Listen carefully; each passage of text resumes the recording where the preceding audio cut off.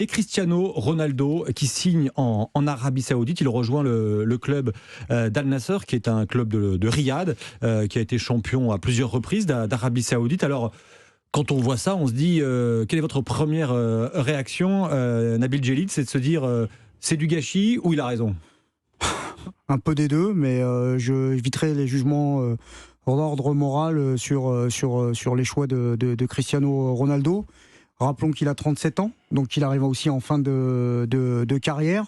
Je pense qu'il s'est retrouvé dans une impasse en Europe, une impasse au niveau sportif et une impasse au niveau économique. Ensuite, aujourd'hui, on parlera tout à l'heure de Pelé. Pelé, peut-être le plus grand joueur de l'histoire. Il est parti en MLS promouvoir le football aux États-Unis, en quelque sorte.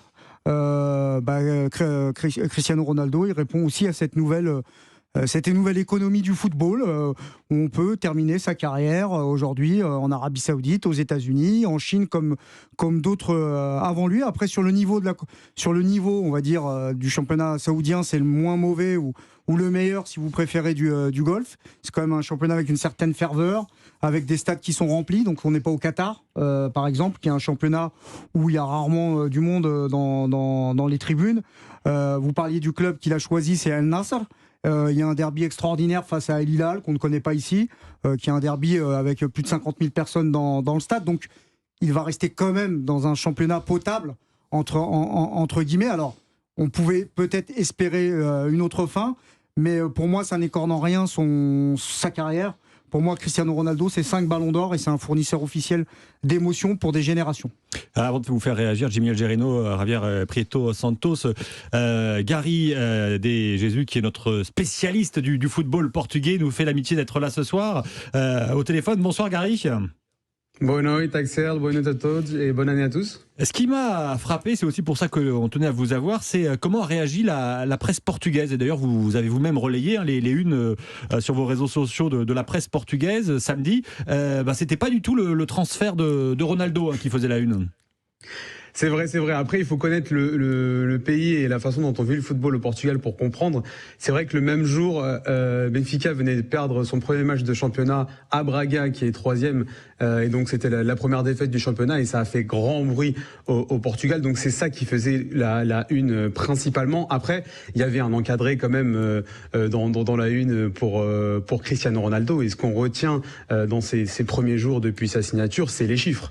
C'est ce qu'on voit partout, 2 ans et demi de contrat jusqu'en 2025. On voit le chiffre de 500 millions, c'est ce qu'il devrait gagner sur ces 2 ans et demi de contrat. 500 millions, c'est le chiffre qu'on voit partout.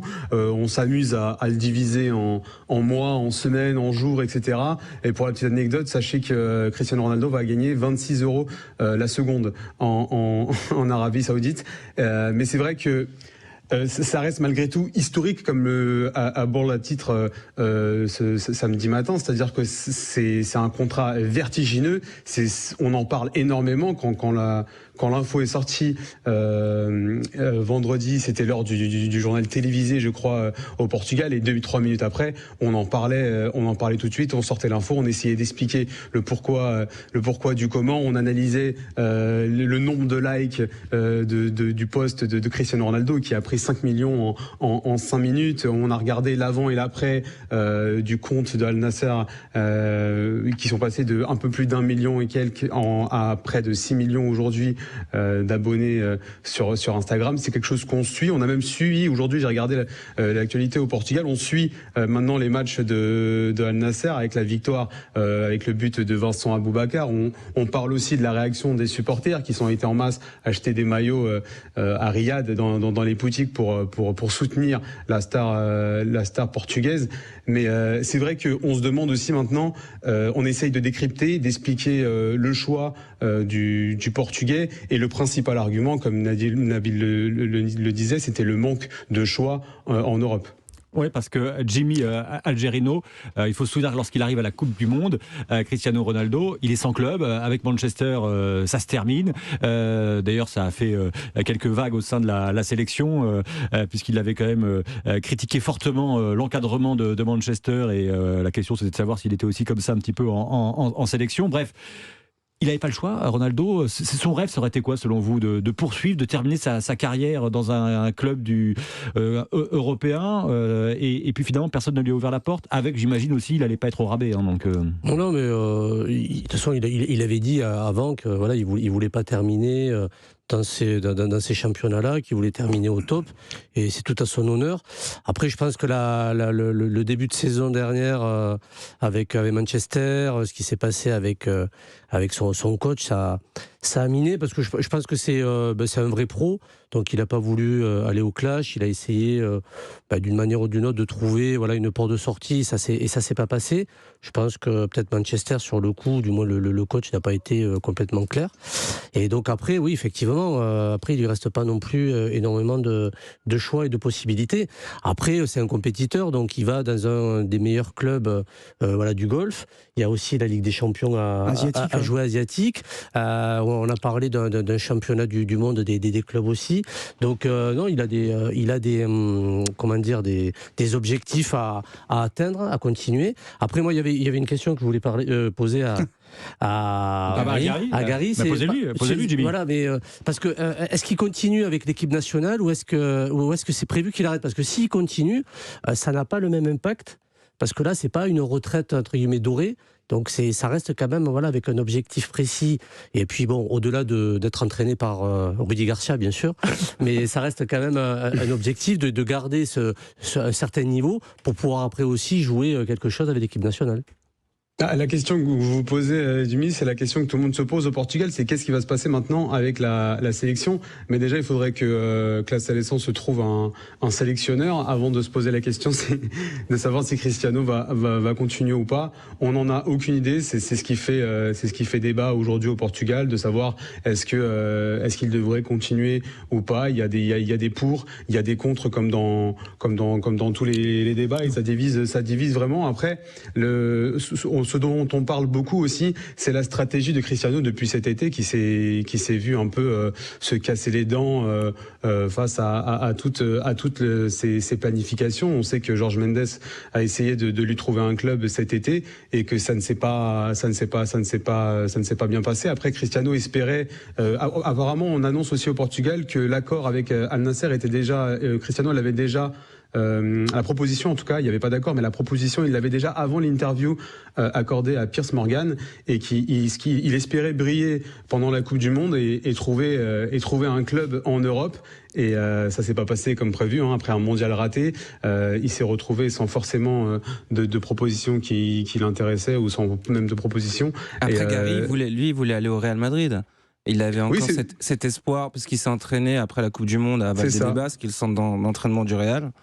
Et il avait il attendait une main tendue du Real Madrid, de se voir proposer un contrat par le Real et de finir par la grande porte avec ce club qui l'a tant aidé par le passé. Mais Florentino Pérez, il y a quelques mois, a dit je vais pas recruter un joueur de 37 ans, quoi.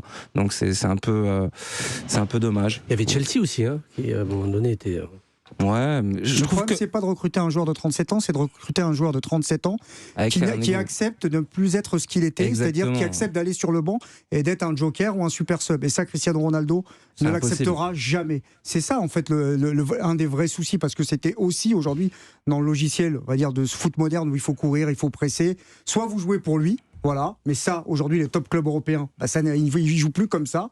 Soit lui, physiquement, même si ça reste un cyborg à l'échelle de beaucoup de footballeurs, il ne peut plus évoluer exactement de la même manière qu'il le faisait par le passé. Et aujourd'hui, les meilleurs clubs européens, à Liverpool, ne pouvaient pas jouer de cette manière-là. Il aurait pu peut-être, à mon avis, il a peut-être raté le coche, maintenant on ne va pas refaire l'histoire, mais ici à Manchester United, il aurait dû boucler la boucle là, puisque c'est là où il a émergé au niveau européen, même s'il a commencé au Sporting. Mais à un moment, il a le choix entre Manchester City, c'est ce qu'il dit dans l'interview, c'est ce qu'il se disait, il a le choix entre Manchester City et Manchester United. Et Ferguson, je mets bien du conditionnel, l'aurait convaincu de signer dans son club de cœur plutôt qu'à City. S'il avait signé à City, peut-être qu'avec la machinerie de Manchester City, il aurait été un finisseur, peut-être que ça aurait pu le faire. Je ne suis pas persuadé que tout le monde dans le vestiaire le souhaitait, à commencer par Guardiola et aussi ses compatriotes, Ruben Dias, Bernardo Silva et j'en passe. Maintenant, c'est une question de fric, entre guillemets. Il faut se dire les choses. Messi, quand il quitte le Barça pourquoi ? Parce que le Barça ne peut plus payer. Voilà. Et C'est Il pas, faut c'est pas trouver un totalement vrai ça. en Il partie. quitte le Barça parce que le club ne peut plus gagner. Et lui, c'est un Oui, vainqueur. mais le Barça Messi. ne peut plus, Et ne peut après, plus assurer. Et le Barça ne peut plus lui assurer un palmarès ni Ouais, des Ligues des enfin, Champions et il peut plus lui assurer également un salaire Oui, mais donc enfin, c'était une comme, impasse. comme celui que le Oui, propose oui, mais les c'était une Qataris. impasse économique pour le club que de le prolonger du côté du FC Barcelone. Mais Messi, il était plus jeune, il restait compétitif et il avait des propositions financières à hauteur. Ce qui n'est pas le cas en fait de Cristiano Ronaldo. C'est pour ça qu'il part en Arabie Saoudite.